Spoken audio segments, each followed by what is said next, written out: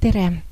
Kuna eile praktikumis mõned tudengid ei jõudnud minuga koos asju teha, siis otsustasin, et salvestan kodus ekraani videot, et mõningaid asju uuesti rääkida. Eile õhtul panin meie koodid ka siia GitHubi ülesse ja teie siis saate siit kaudu need alla laadida. Nüüd mina korra käivitan siis selle Git programmike ka ja näitan veel üks kord, kuidas selle Giti abil te saaksite kiiresti kõik olemasolevad failid endale alla laadida. Niikaua kui arvuti avab programmi, võtan siis siit selle copy ja paste'iga. Nii, GitHub on ennast käivitanud ja ma teen ühe kausta, kuhu ma hakkan asju salvestama. Selleks kasutan mkdir'i ja panen kausta nimeks näiteks tänase kuupäeva ja aasta panen igaks juhuks ka siia külge. Nii, nüüd see on siis tehtud. Nüüd üritan sinna kausta minna. Ja siin siis olgu see koht, kuhu ma salvestan kõik failid, mida ma tahan Gitist kätte saada. Selleks kirjutan git clone ja panen paste'iga see otse tee minu repositooriumisse. Ja vajutan enter ja seejärel asjad peaksid sinna tulema mõne hetke pärast. Praegu on siis selles kaustas tunduvalt rohkem asju, sest et eile tunni lõpus ma panin üles kõik koodid, mis olid meil koos kirjutatud. Ja praegu ma siis lähen otse JDeveloperisse. Siin JDeveloperis ma ei hakka olemasolevad koodid avama, teie saate seda teha ise. Mina alustan uue rakendamise loomisega, et näidata, kuidas JavaFX-i abil siis luua ilusat vormi sisse logimiseks. Seda me tegime tunnis koos, käime siis need põhilised aspektid läbi. Kui mul ei ole rakendus, siis rakenduses tuleb nii või teisiti alustada ja see võib täiesti vabalt olla see Java Desktop Application. Nüüd, nagu ma tunnis mainisin, tegelikult JDeveloperit JavaFX-i nii, siin hakkabki see veateade tulema, mitte veateade, vaid hoiatus, sest et ressursid on üle koormatud minu arvutis. Hulka JDeveloperis ja seetõttu, kui rakendus on loodud ja projekti kaust on juba nähtavalt siin vasakus, kohe see ilmub, siis tegelikult tuleb alustada sellest, et projektile otsime üles siis vastava JavaFX-i library ja paneme külge. Kergem on vist teha parema klahviga, et kui te seal seisate, võtate siis project properties, siin siis libraries and class path, siis add jar või direktoori ja tegelikult me peame minema siis sinna, kus on installitud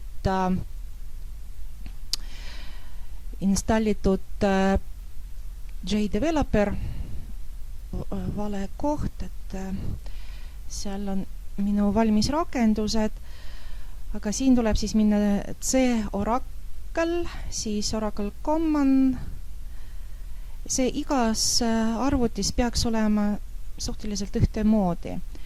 Siis on JDK, kui te Javat installisite nõnda, nagu vaikimisel oli see mõeldud. Nüüd on veel üks kaust external ja siin on siis see fail, mis sisaldab JavaFX-i. Panen open, ta ilmub siia ja okei. Nii, nüüd oma kliendi kausta ma lisan uue Java faili ja lisan seda nõnda, et see oleks alamklassiks JavaFX-is kasutavale applicationile, rakendusele. Et kõigepealt panen siis lihtsalt klass ja nüüd klassi nimeks võibki jääda siis klass 1. Tunnis ma vist ka midagi erilist ei teinud. Siin ma panen main meetod, aga valin siin siis library'ks JavaFX-i application. Sellisel juhul minu loodud klass saab olla alamklassiks sellele rakendusele, mis tähendab seda, et tema klassilt võetakse kõik meetodid, kõik vajalikud asjad kaasa ja vajadusel me siis kirjutame ise ka midagi. See ongi siis selle objektorienteeritud programmeerimise üks oluline ülesehituse mõte. Nii, kohe ilmub siis klass, mis esialgu sisaldab üsna vähe asju, aga mida me hakkame siis täiendama.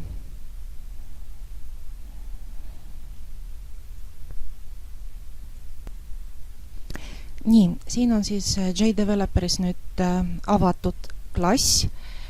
Te näete impordi all, millised klassid on siis library'st JavaFX importitud. Siis on üks konstruktor, mis pöördub ema klassi poole ja main meetod ja üks oluline meetod start, mis on siis reserveeritud nimega rakenduse käivitamiseks. Nüüd minu lehele on lisatud üks link, kus on JavaFX-i lihtsad õpetused. Ma lähen siis ka sinna. Ja tunnis me kasutasime siis selle sisse logimise akna disaini. Seekord ma korra lähen kõigepealt selle pildi juurde, kus on näidatud, mismoodi kõik asjad on siin jaotatud. Et kui ma teen selle raamikese valmis, siis ma panen sinna sisse selle jaoti, nagu siin koodis on pakutud, ja see grid layout, mida me hakkame kasutama, ongi nagu ruudustik. Siis siin te näete, mis parameetrid selle ruudustikuga käivad, et siis vertikaalsed sellised suurused, horisontaalsed suurused, read on olemas, tulbad on olemas ja siis see padding on see efekt, mis jätab natukene ruumi lahtri algusest, et täiesti vastu ruudustiku siis sisu ei läheks. Nii, aga otsime siis alguse. Siin on näidatud siis, kuidas luua selle sama projekti NetBeansi tarkvaraga. Ma võib-olla pärast video lõpus näitan teile selle NetBeansi sisu, näitan ka spetsiaalse builderi, mis oskab JavaFX-i graafilises keskkonnas luua. Aga esialgu siis käime koodi üle, paneme vajalikud read meie klassile juurde. Siin on siis selle rakenduse algus ja me alustame sellest, et tegelikult muudame seal klassis pakkuva muutuja nime, et siin on see primary stage minu genereeritud koodis on ta lihtsalt stage ja seda oleks hea siis vahetada, et edasi oleks meil mugav asju kopeerida.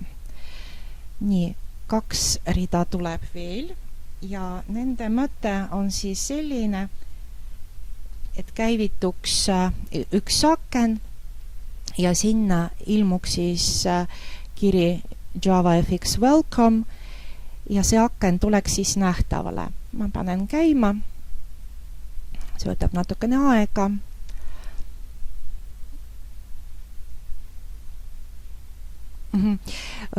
Unustasin ühte asja ka juurde kirjutada, et ma moodustasin küll kõik aknad valmis, aga käivitamiseks main meetod peab veel sisaldama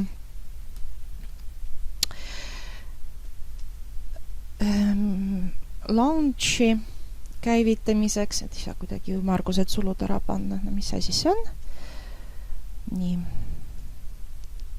Nii, see on nüüd ümmargused ja sinna lähevad siis kaasa argumendid, mida vajadusel käsureal siis antakse. Käivitan nüüd uuesti, nüüd see raam peaks tulema nähtavale.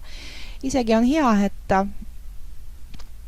see alguses jäi mul 2 silma vahel, nüüd te teate, et mis juhtub, kui antud käsk on unustatud. Noh, puhas akent, mitte midagi tarka ei ole peale welcome'it. Panen kinni ning jätkan kirjutamisega. Edasi tuleb siis võt see ruudustik, mis oli seal pildi peal seletatud. Toon üle ja siis räägin veel üks kord üle, mis siin on, meil üldse on. Et tuleb siis green pane, nii näete, siin käib importimine ka, nagu olen rääkinud, kui JDeveloper teab, mis library'ga tegu on, siis importimine käib iseenesest. Siin näiteks tekib mitu varianti, mida on võimalik importida. Ta siis peatub seal, pakub, et me vajutaksime Alt-Enter, nüüd ma vajutasingi ja selle rakenduse jaoks me valime kõik asjad, mis on pärit JavaFX library'st siis. Kuigi selge see, et on võimalik teiste abil ka lahendada. Nii, nüüd edasi ta jätkab ise. Nii, et nii kaua kui ta importib, juba see on lõpetatud, ma võin siis rääkida. Et tekib siis meie ruudustik, lahtrikeste sees objekte paigutatakse keskele, siis siin on see horisontaalne rida, siin on see vertikaalne, nii nagu pildil oli. Siis on natukene ruumi igalt poolt, ülevalt, tagant, paremalt, vasakult ja nii edasi. Ja luuakse päris frame'i, mida siis JavaFX-is nimetatakse stseeneks ja siin te näete selle akna suurust ja grid on siis see muute, mis vastutab selle ruudustiku eest. Kui ma praegu käivitan, siis raam muutub ainult veidikene, lihtsalt peaks muutuma tema suurus. Noh, näete, et siin ongi uus suurus vastu võetud. Nii, läheme edasi ja ma tõstan järgmise koodi otse meile ja siis teen nõnda, et kõigepealt käivitan. Enne käivitamist oleks vaja ikkagi asju importida, et siin siis tekib see mõtlemiskoht, kus JDeveloper ise ei oska otsustada. Ma siis pean ette ütlema talle, fontiga näen ka probleeme. Nüüd ütlen talle siis ette. Nii.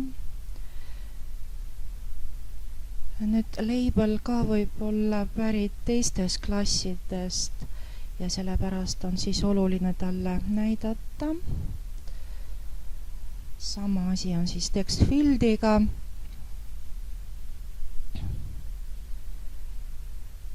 Ja passwordi tundub, et ta oskab importida ise. Nii, käivitan siis seletan, mida iga see koodi jupp siin tähendab. Kohe ilmuvad siin. Veidike on vaja aega selleks. Nii, not responding. Loodame, et tuli toime. Et esimeseks asjaks on text welcome, mis on kirjutatud siis veidikene suurema fondiga ja me näeme, et tekst ongi new text, welcome on siis see sisu ja tema font on edasi välja kirjutatud. Selle teksti paigutatakse siis ruudustikus aadressile 00 ja see on siis selle teksti muutuja, nagu te näete. Nii, nüüd username, see on label, näete. Ja labeli paigutatakse siis tulpa 0 reale 1. Username on jälle muutuja. Kast ise läheb lahtrisse 11 ja tema nimi on user text field. Nii, edasi on siis password ja passwordi label. Label on siis lahtris 02 ja parool ise siis lahtris 1, 2.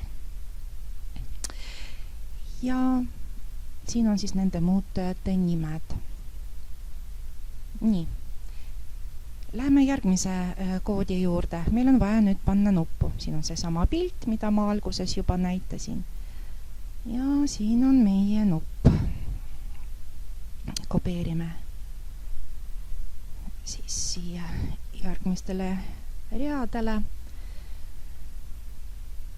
Jälle tuleb importida asju. Siin saab hakkama.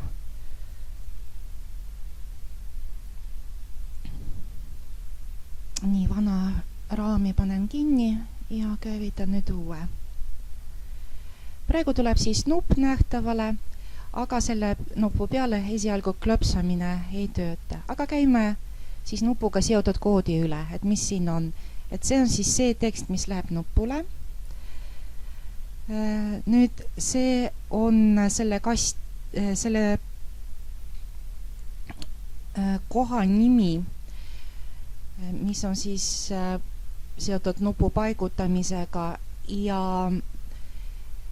nupu paigutatakse siis nõnda, et see alignment on paremalt poolt. Ning kogu seda paigutust, mis on nupu jaoks ette valmistatud, pannakse sinna meie ruudustiku sisse kohale esimene tulp 4 rida. See on siis meil see esimene tulp. Siin oli 0 tulp, siin on esimene tulp ja see on 1, 2, 3, 4, 4 rida. Nii. Nüüd oleks aeg panna koodi juurde, mis on seotud nupuvajutusega. Aga enne, kui me vajutame nupule, ette valmistame ühe tühja teksti koha, kuhu pärast saab nupuga seotud teksti väljastada. Esialgu ma lihtsalt panen, et see on siis see tekst, new text, nagu welcome oli eespool, ja seda paigutatakse siis esimesse tulpa 6. reale. Nii. Ja nüüd lähen veel veidike kaugemale ja kopeerin nupu vajutamisega seotud koodi. Nüüd kui võrrelda selle nupu vajutuse koodi swingi nupu vajutamise koodiga, siis siin on see natukene lühem, nii peab importima. Ja siin ta tahab 2 korda importimist, sest ta kaasa võtab ka selle eventi. Nii, color.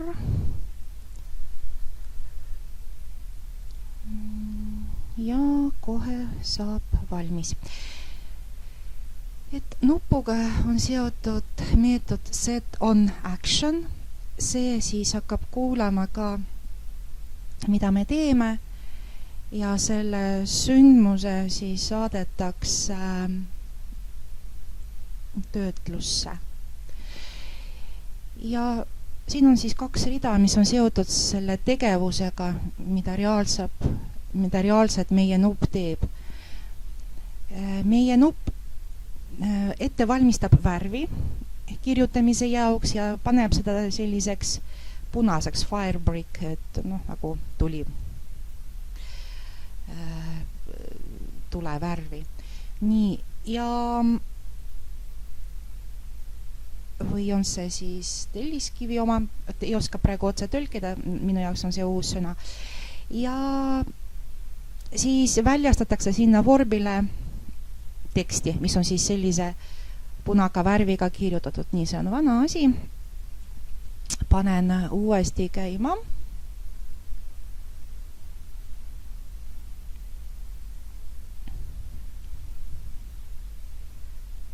Nii, kohe tuleb.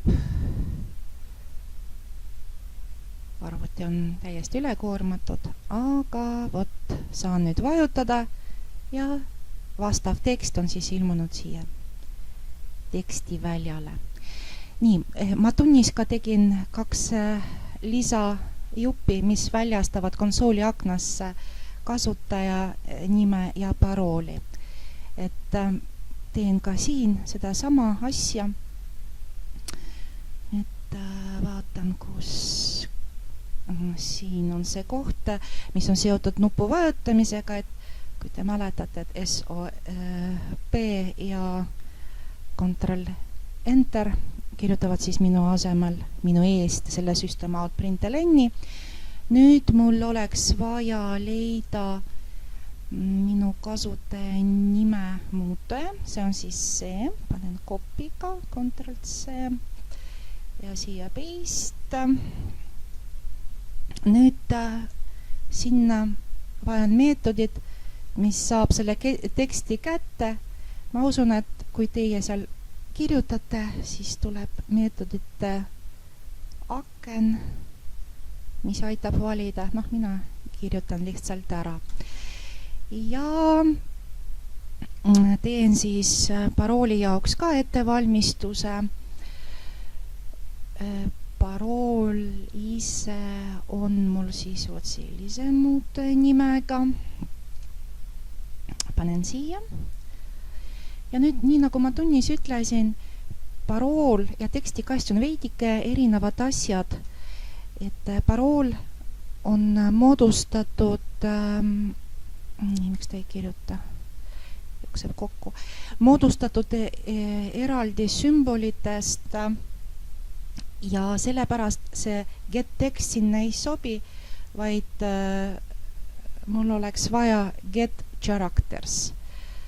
Aga ma mingi pärast ei saa üldse kirjutada, on kõik kokku jooksnud. Nii, nüüd ta ärkas üles, ma nüüd kirjutan uuesti get characters. See peaks olema õige. Nii, mul siin midagi on jäänud vahele. Nii, tundub asi õige. Nüüd, kui ma käivitan, siis ta oskab juba neid asju teha. Siia kirjutan lihtsalt Erika ja siia mingi kribu-krabu. Vajutan nupule ja vastavad asjad on siin. Nii, nüüd ma sooviks näidata teile, nii sinu salvest on kõik ümber, kuidas asjad oleks välja näinud NetBeansis. Selleks, et mul arvuti saaks sellega toime tulla, ma korra panen siis JDeveloper üldse kinni ja otsin üles NetBeansi. Nii. Panen ta käima ja siis pärast natukene näitan ka selle JavaFX Scene Builderi, mille abil on siis võimalik graafiliselt lohistada nuppe ja muid asju. Nii, NetBeans vajab üsna palju aega käivitamiseks. Nüüd, mida tahaks veel nii kaua ütelda, et kuna JavaFX moodustab graafilises keskkonnas üsna palju koodi, millest teil on esialgu suhteliselt raske aru saada, siis meie oma allkursuse raames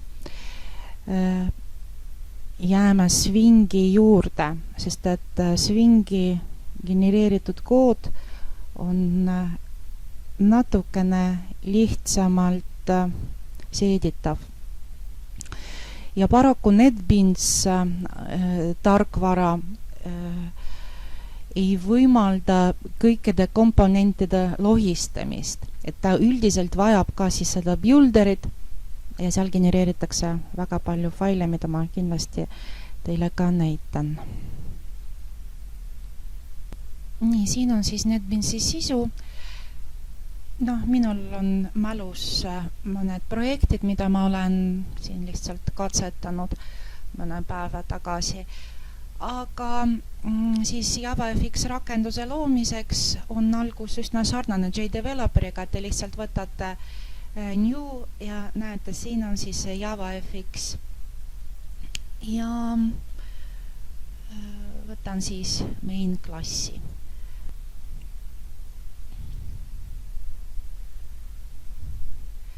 Nii, ja siin tulemusena te näete siis koodi, mis on seotud selle hello worldiga ja üldiselt edasi te peate nagunii käsitsi koodi kirjutama.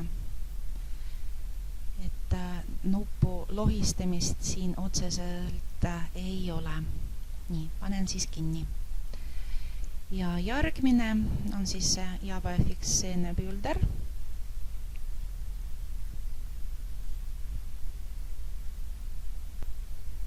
Nii, nõnda siis näeb välja see Scene Builder seespoolt. Minu arvuti resolutsioon on madal, mul on nende mugavam tööd teha. Üldiselt, usun, et teie arvutis ekraani peal oleks kõik ilusasti ära paigutatud.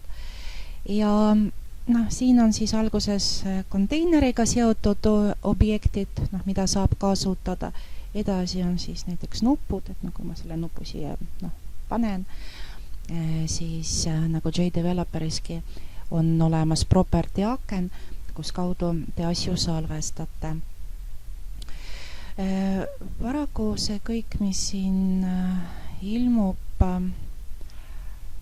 on üsna keerulise ülesehitusega. Siin on see preview olemas. Enda siis tekib see nupp. Nüüd, kui ma salvestan,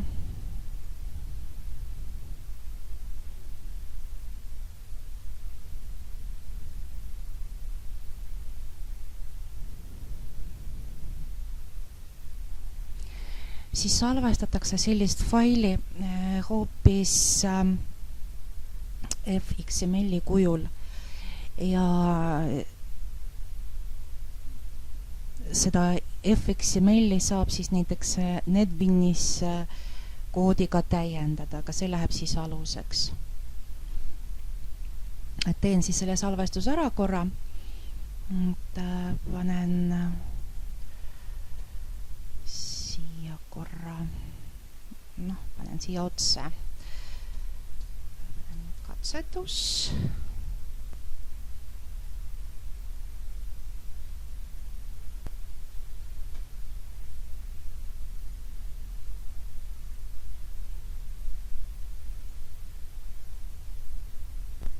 Nii, kui nüüd me oleme tagasi NetBeansis, siis kõigepealt ma korra pööran teie tähelepanu sellele, et kui palju asju tegelikult selle JavaFX rakendusega on genereeritud, et paraku ma kardan, et algajate jaoks seda on liiga palju. Eks siin on väga palju faile. Aga et aru saada, et kuhu kohta see meie salvestatud fail, mis on siis formaadis fXML sobib, ma korra loon täiesti uud rakendust. Ja kui ma siit valin JavaFX, siis näete, et on võimalik ka näiteks tühja FXML-i lehe luua. Ja ma panen siis ta otse siia. Vaedusel ma siis saan Java controlleri ka kasutada ja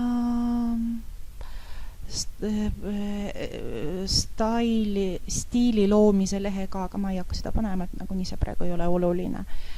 Et las ta genereerib selle projekti, siis vähemalt on näha, kus me oleme. Nii, ja see on siis Java controller, kust kaudu me saame koodi juurde lisada. See on siis vaikimisel loodud FXML ja selle asemel on siis võimalik panna hoopis meie faili.